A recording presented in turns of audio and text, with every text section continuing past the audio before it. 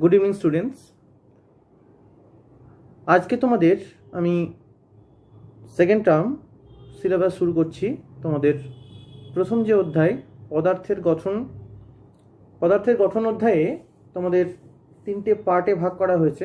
এই আগের যে অধ্যায়টি তার সাথে এটা রিলেটেড।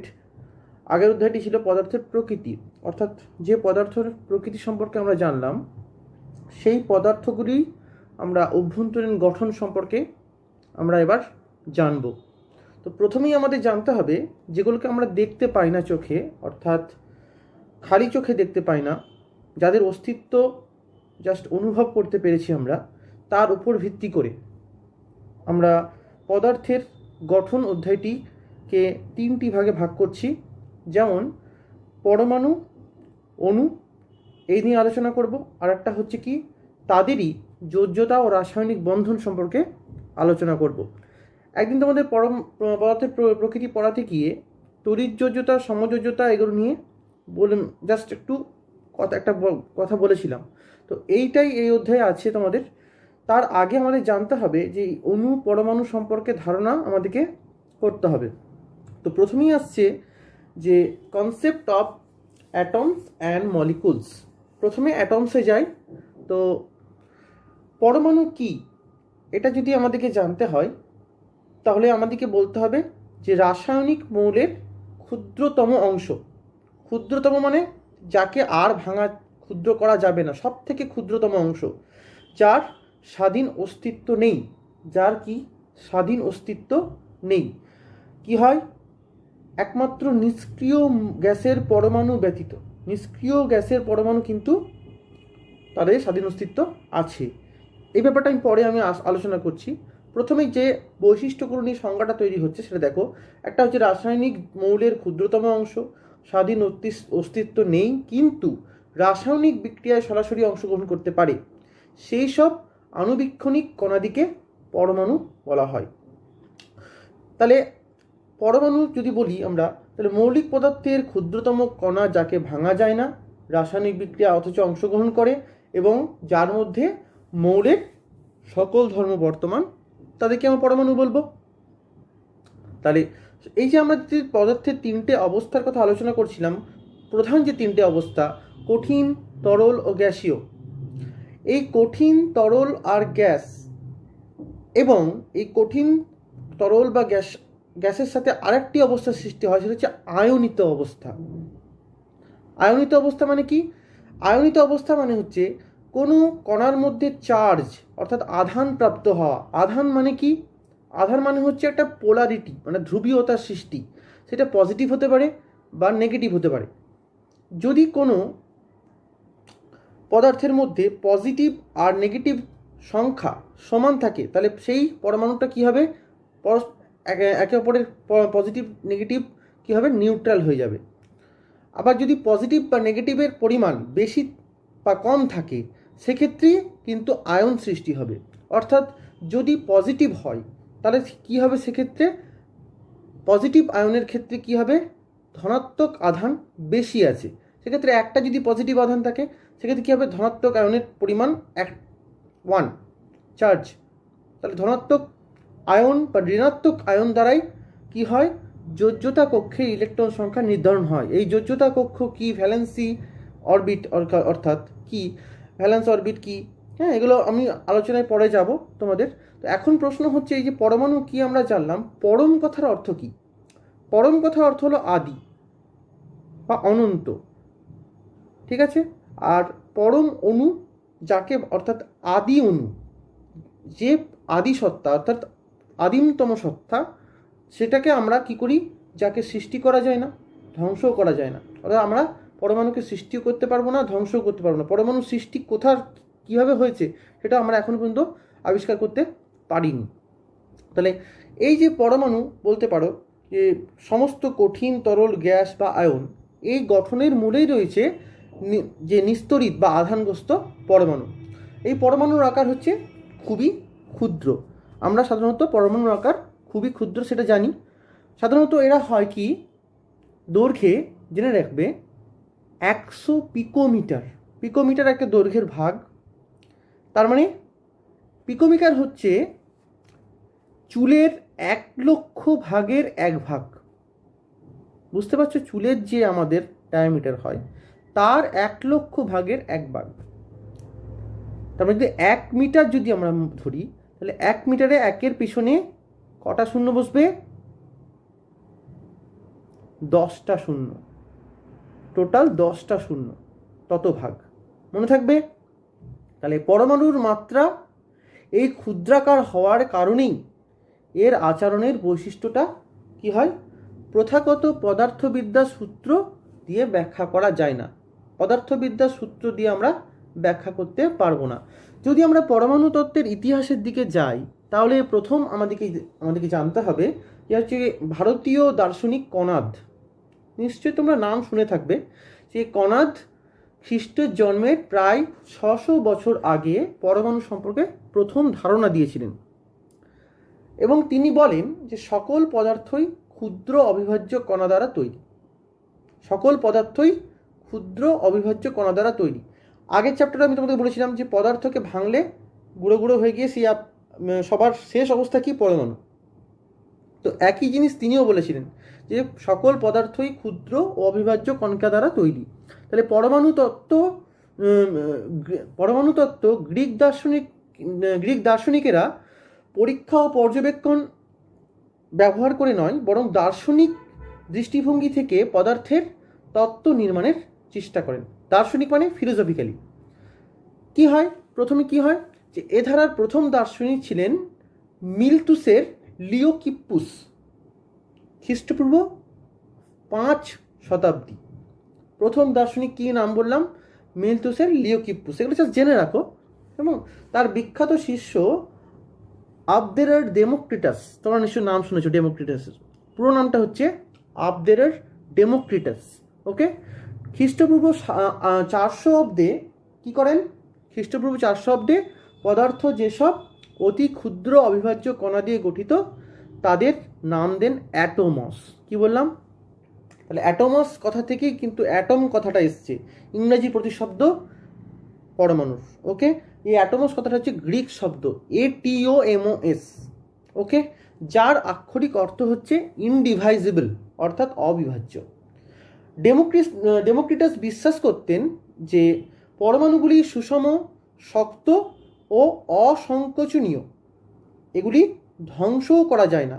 তিনি মনে করতেন কি পরমাণুর আকার, আকৃতি ও বিন্যাসের ধর্ম নিয়ন্ত্রণ করে। তিনি মনে করতেন পরমাণু আকার, আকৃতি ও বিন্যাস পদার্থের ধর্ম নিয়ন্ত্রণ করে। কি বললাম?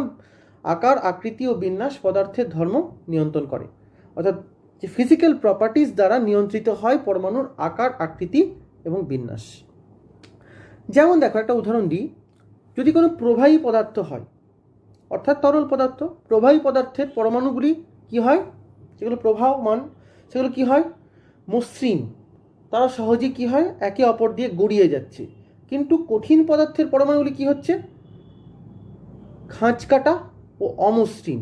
তাই কি হয়? একে অপরের সাথে দৃঢ়ভাবে আটকে থাকে, এবং এদের রিজিডিটি হওয়ার কারণ হচ্ছে এটাই। মনে থাকবে? তাহলে পরমাণু ছাড়া পদার্থের যে বাকি অংশ কেবলই হচ্ছে কি? শূন্যস্থান। ডেমোক্রিটাসের দর্শনে কি বলা হচ্ছে? যে পরমাণু শুধু পদার্থের মধ্যেই সীমাবদ্ধ নয়, মানুষের যে আত্মা, আমাদের যে ভেতরে যে সাইকি বলা হচ্ছে, যেটা আত্মা বা ইন্দ্রিয়, যে ইন্দ্রিয় ধারণা আছে, এটাও কিন্তু পরমাণুর সাথে জড়িত। যেমন একটা উদাহরণ দিই। তিনি মনে করতেন যে পদার্থের টক স্বাদ তিনি মনে করতেন যে সুচালু পরমাণুর কারণে হয়, আবার সাদা রং মসৃণ পরমাণুর কারণে হয়, সৃষ্টি হয়। তাহলে মানুষের আত্মার যে পরমাণুগুলি, সেগুলোকে মনে করা হয়তো খুবই মিহি প্রকারের, অর্থাৎ খুবই সরু। এগুলো তাদের ব্যাখ্যা ছিল। এবং পরবর্তীতে কি হয়? সামোসের এপিকুরুস 341 থেকে 270 খ্রিস্টপূর্বাব্দ কি করেন? ডেমোক্রিটাসের দর্শনী ব্যবহার করে প্রাচীন গ্রিকদের কুসংস্কার দূর করার চেষ্টা করেন। তিনি বললেন যে মহাবিশ্বের সব কিছুই পরমাণু ও শূন্যস্থান দিয়ে গঠিত। তাই গ্রিক দেবতারাও প্রাকৃতিক নিয়মের ঊর্ধ্বে নন। অর্থাৎ আমরা কেউই প্রাকৃতিক নিয়মের ঊর্ধ্বে নই। পরবর্তীকালে প্লেটো ও অ্যারিস্টটল এই ডেমোক্রিটাসের দর্শনের বিরোধিতা করেছিলেন। প্লেটো এটা মানতে চাননি যে সৌন্দর্য ও মহত্ব যেটা আমরা মহানুভবতা বলি, বস্তুবাদী পরমাণুর যান্ত্রিক প্রকাশ। অর্থাৎ আমাদের যে বাহ্যিক গঠনের সৌন্দর্য প্রকাশ পায় সেটা কিন্তু কি হয়, বস্তুবাদী পরমাণুর যান্ত্রিক প্রকাশ। আর অ্যারিস্টটল কি হয়, শূন্যস্থানের ধারণা প্রত্যাখ্যান করেছিলেন।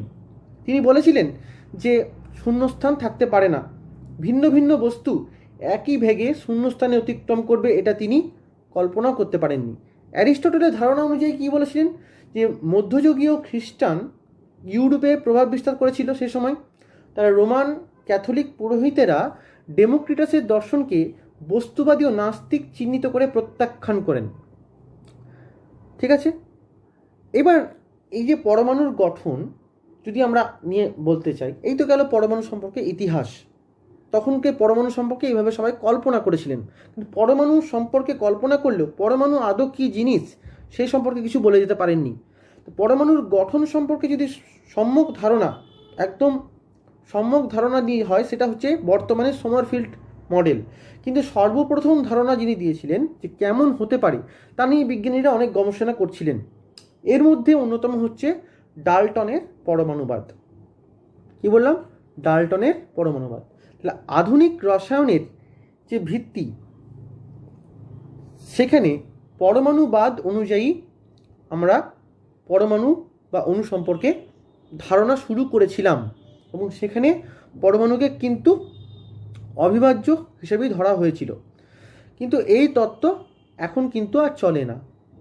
ওকে, কারণ পরমাণু তখনকার যুগে তিনি নামকরণ যেটা পরমাণু সম্পর্কে বলে গেছিলেন, পরবর্তীকালে তাকে পরমাণু রেখে দিয়েই আমরা পরমাণুকে 3টি উপাদানে ভাগ করেছিলাম।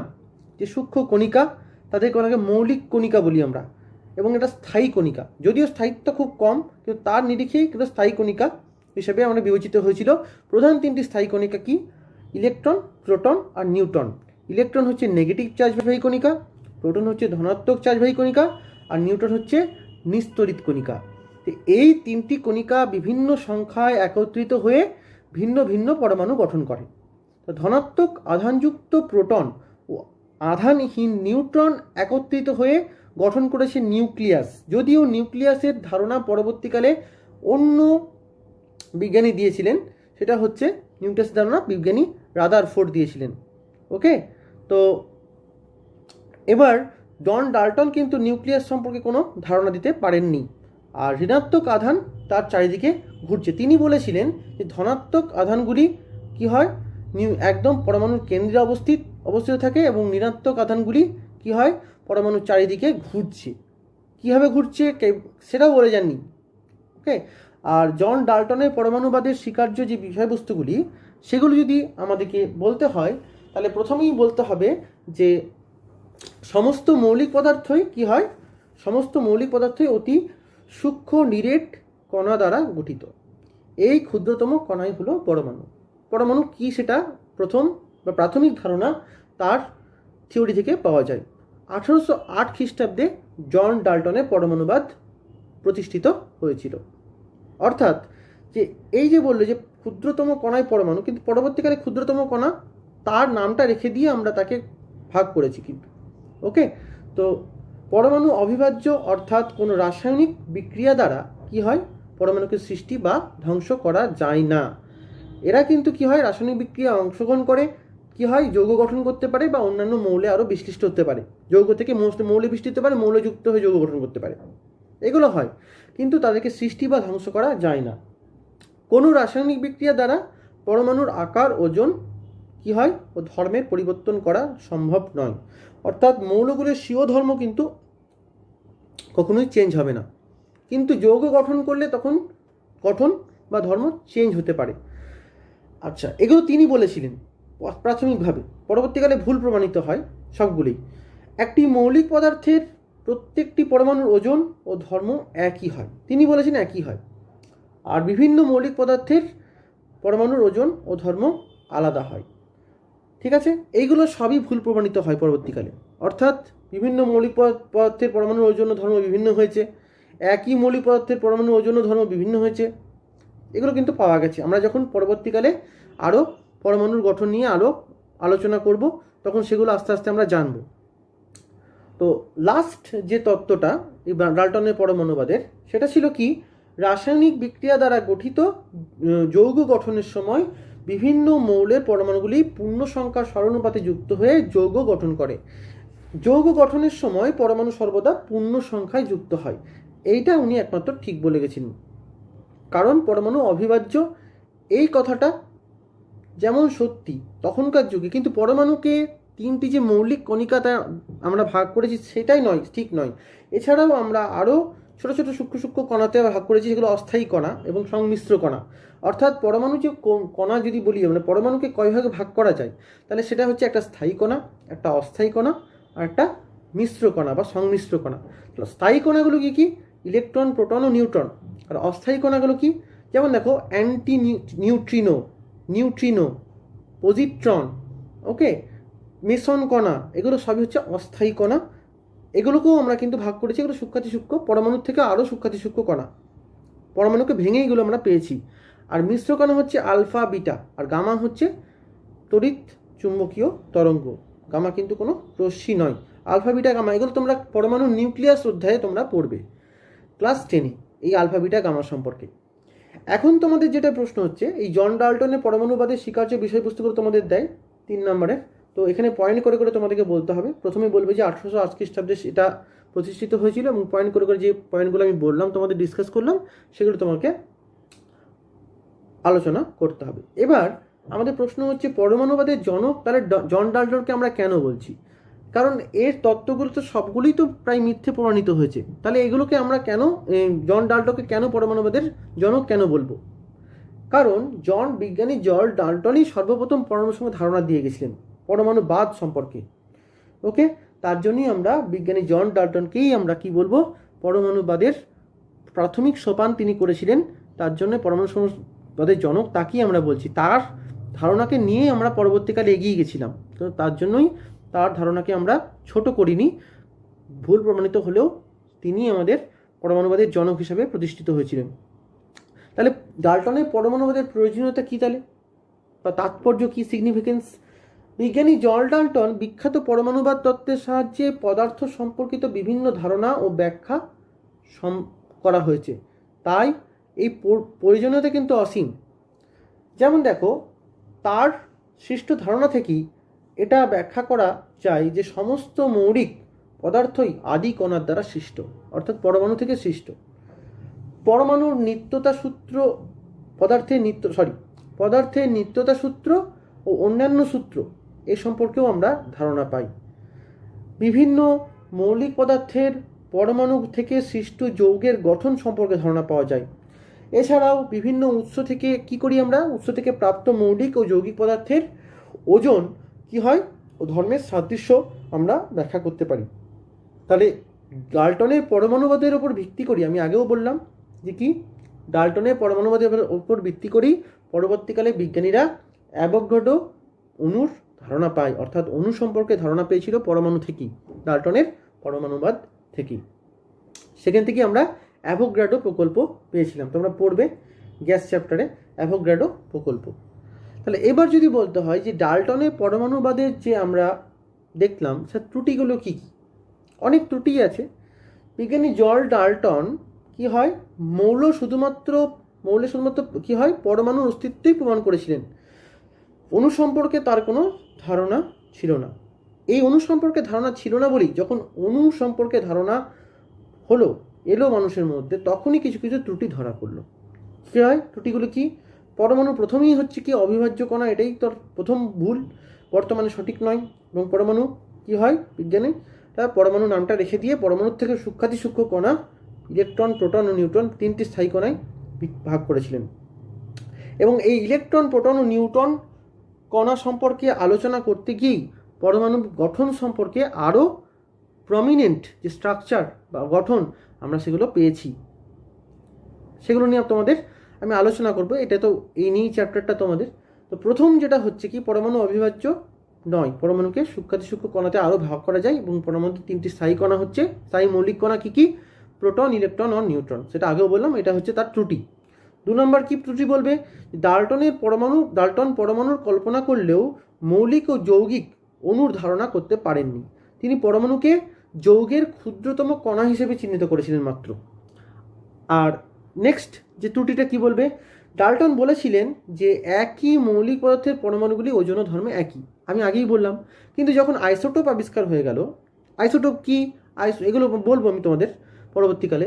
যখন আইসোটোপ আবিষ্কার হয়ে গেল তখন দেখা গেল যে একই মৌলের পরমাণুগুলি ওজন ও ধর্মে কি হয়? বিভিন্ন হতে পারে। ওকে, তাহলে এগুলো কিন্তু ভুল প্রমাণিত হয়েছে। আর কি হচ্ছে? গেলুসাকের গ্যাস আয়তন সূত্র ডাল্টনের পরমাণুবাদের সাহায্যে ব্যাখ্যা করা যায় না। পরে তোমাদের আমি বলবো যে গেলুসাকের গ্যাস আয়তন সূত্রটা কি, কারণ এই অধ্যায় তোমাদের হয়তো সিলেবাসে না থাকলেও আমি তোমাদের এটা আলোচনা করে দেবো একদিন। আর নেক্সট যে ত্রুটি সেটা হচ্ছে কি? তেজস্ক্রিয়তা অর্থাৎ রেডিও অ্যাক্টিভিটি যখন আবিষ্কার হলো, তোমরা ক্লাস 10-এ পড়বে রেডিও অ্যাক্টিভিটি। তেজস্ক্রিয়তা যখন আবিষ্কার হলো তারপর দেখা গেছে যে ইউরেনিয়াম মূলত কিছু যে ভারী মৌল সেগুলো স্বতঃস্ফূর্তভাবে কি হয়? ভেঙে যায়, স্বতঃস্ফূর্তভাবে নিজে নিজেই ভেঙে যায় এবং একাধিক হালকা মৌল উৎপন্ন করে। এবং হাইড্রোজেনের মতো আবার কিছু কিছু মৌল কি হয়? সংযোজিত হয়ে কি হয়? নতুন মৌল গঠন করে। সুতরাং এটা প্রমাণিত যে পরমাণু অবিভাজ্য নয়, অর্থাৎ নিউক্লিয় বিয়োজন আর নিউক্লিয় সংযোজন এই দুটো কনসেপ্ট আসার পর বিজ্ঞানীরা আরও ভালোভাবে শিওর হয়ে গেলেন যে পরমাণু অবিভাজ্য হতে পারে না। তিনি একটা মাত্রই সঠিক বলেছিলেন যে যৌগ গঠনের সময় পরমাণু সর্বদা পূর্ণ সংখ্যায় যুক্ত হয়, ভগ্নাংশে যুক্ত হয় না। এটাই একমাত্র তিনি ঠিক বলেছিলেন। তাহলে অণু বলতে কি বোঝায়? আমাদের প্রশ্ন হচ্ছে তাহলে এখন অণু বলতে বা মলিকুল বলতে কি বোঝায়? তাহলে মৌলিক বা যৌগিক পদার্থের ক্ষুদ্রতম কণার মধ্যে ওই মৌলের মধ্যে সমস্ত ধর্ম বজায় রেখে কি হয়? স্বাধীনভাবে থাকতে পারে এবং তাকে ওই মৌলের কি বলা হয়? বা ওই যৌগের অণু বলে। আরেকবার বলি তোমাদের, মৌলিক বা যৌগিক পদার্থের ক্ষুদ্রতম কণা যার মধ্যে মৌলের সমস্ত ধর্ম বজায় রেখে স্বাধীনভাবে থাকতে পারে তাকে ওই মৌলের বা যৌগের অণু বলা হয়। যেমন দেখো হাইড্রোজেন পরমাণু, দুটো হাইড্রোজেন পরমাণু যুক্ত হয়ে H2, এরা সবসময় H2 রূপেই থাকে।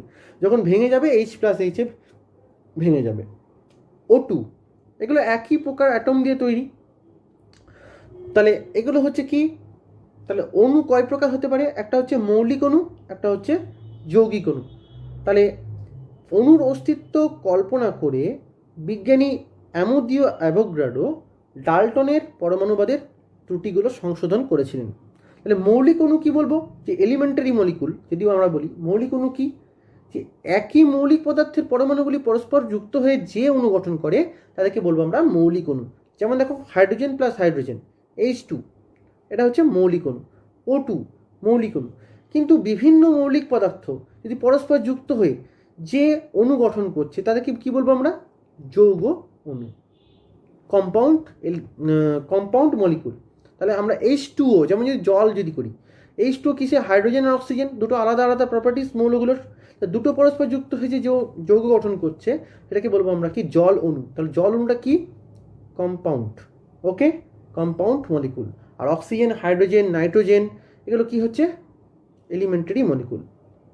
ওকে, তাহলে আজকে আমরা এই প্রোটন পরমাণু আর অণু সম্পর্কে যে ধারণা সেটা আমরা আজকে দেখলাম। এর পরের দিন আমি এই মৌলিক কণিকা নিয়ে আলোচনা করব, ইলেকট্রন, প্রোটন ও নিউট্রন নিয়ে আলোচনা করব এবং এগুলোর ভর কী, বৈশিষ্ট্য, এগুলো নিয়ে আমি তোমাদের ক্লাস নেব। আজকে তোমরা এটুকুই তোমরা ভালো করে ফলো করবে এবং শুনে রাখবে জিনিসটা। নিশ্চয়ই তোমরা এগুলো বাড়িতেও পড়ছো, তবুও ক্লাসগুলো ফলো করো। আগামীকাল আমি তোমাদের এই ব্যাপার নিয়ে আরও ডিসকাস করব। ভালো থেকো সবাই।